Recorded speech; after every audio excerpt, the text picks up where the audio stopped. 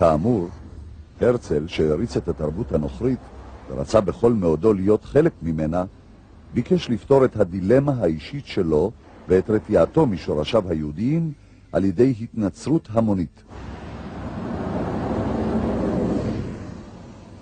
אכול שנאה עצמית הנובעת מעצם יהדותו, ראה בבעיה גם את הפתרון, לחדול להיות יהודי וכך לפתור את הבעיה אחת ולתמיד. אני רואה את עצמי כיהודי מודרני ממוצע, ואין אני נרתע ממעבר פורמלי לנצרות. אני מברך על כל יהודי שיש לו ילדים המחליט להתנצר. לי יש בן. הייתי מעדיף להתנצר היום ולא מחר, כדי שתקופת החברות שלו בנצרות תתחיל מוקדם ככל האפשר, וכדי לחסוך ממנו את הפגיעות ואת הקיפוח שנפלו בחלקי, ושעוד יפלו בחלקי בגלל היותי יהודי.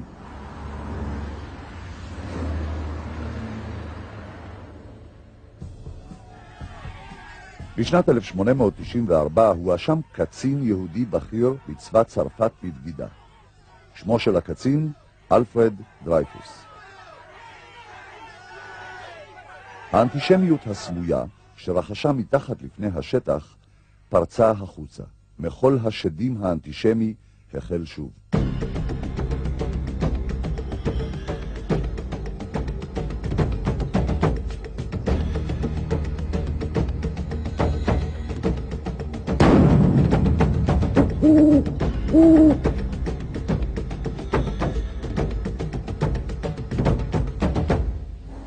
רק אז השתכנע הרצל שפתרון ההתבוללות אינו מעשי, וכי העולם הנוצרי שאותו חיבב כל כך אינו מוכן לפתוח זרועותיו בפני יהודים כמותו. רק אז הפנה מרצו ונרתם להתוויית הרעיון של מדינה ליהודים ולמשנתו הציונית אותה ניסח באלטנוילנד.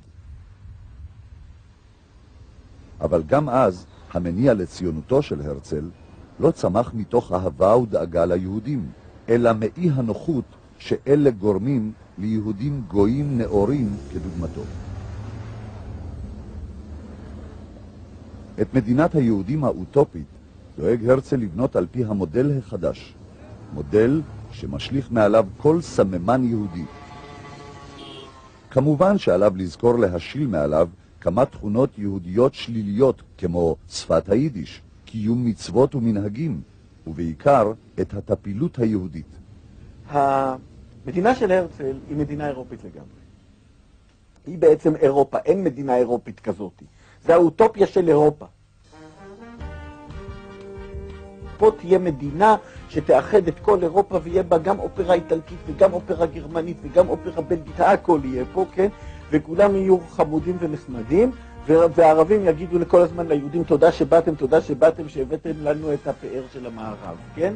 כאשר הדימוי שלו, של המדינה היהודית, היה דימוי שהרכיב בתוכו באופן כמעט טבעי לגביו, כחניך התרבות האירופית של המאה ה-19, אלמנטים אנטי-מזרחיים ואנטי-דתיים די חריפים. במיוחד החברה שאותה הוא מציג בספר שלו, אלטנוילנד, היא חברה שבה מה שקורה ליהודי זה שהוא הופך להיות אירופאי, כולל היהודי המזרח אירופאי, שהופך להיות מערבי.